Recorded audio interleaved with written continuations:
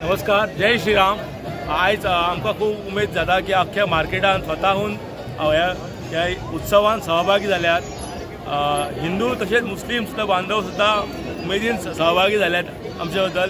हे मार्केटाचो एकोप्य आमी राखला आनी हो मार्केट राम भक्तांनी भरलेलो आसा आनी आमकां रामाचो आशिर्वाद मेळचो आनी मार्केटाचो उद्धार जावचो असो आमकां हे आसा, इच्छा आसा।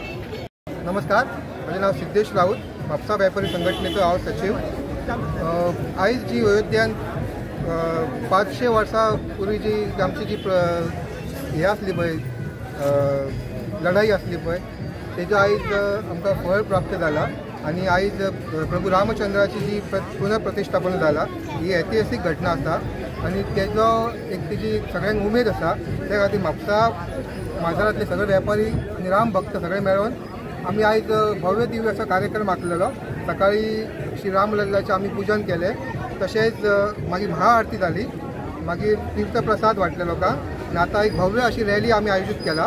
तेजे उपरांत दीपोत्सव साजरो करतले आमी हांगा आनी आतिशबाजीचे कार्यक्रमाची सांगता जातली।